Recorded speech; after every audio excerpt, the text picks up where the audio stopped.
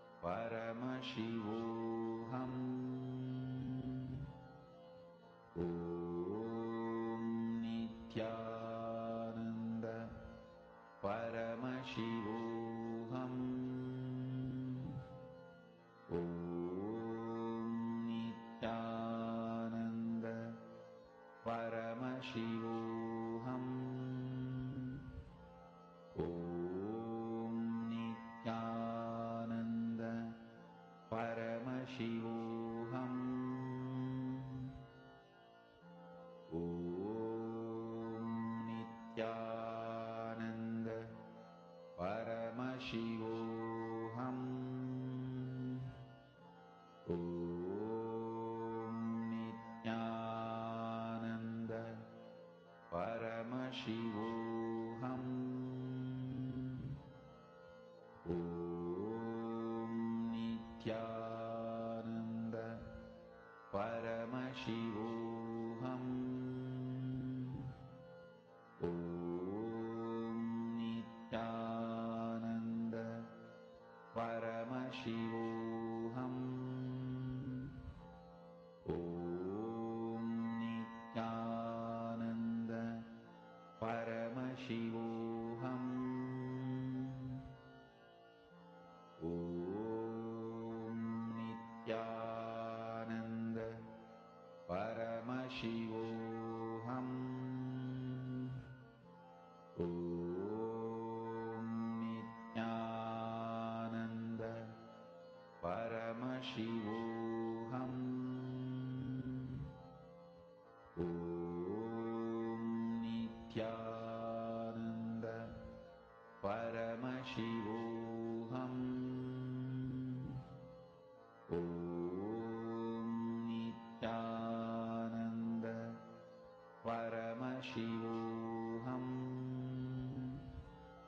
Om Nithyananda Paramashivoham. Om Nithyananda Paramashivoham. Om Nithyananda Paramashivoham. Mahamahāvagya, spiritual lullaby for samadhi, and Suprabhatam, wake up call, wake up song for Paramashiva. This Mahamahāvagya is spiritual lullaby for you to fall into samadhi. Suprabhatam, wake up song for Paramashiva to wake up in you. Just remember this one powerful cognition. This Mahamahāvagya puts me in samadhi. This is spiritual lullaby for samadhi. And Suprabhatam, wake up song for Paramashiva in me. For Paramashiva to manifest. With this one spiritual powerful cognition, chant this Mahamahāvagya.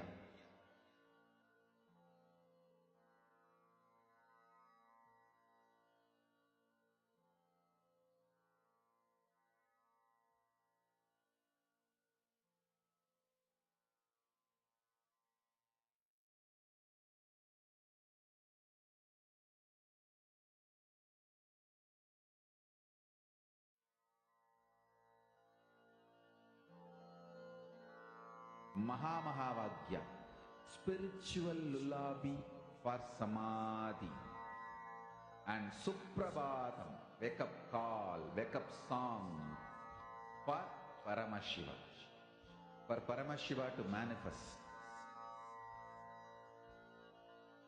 With this one spiritual powerful cognition, chant this Mahamahāvagya. Om Nithyananda Paramashivoham.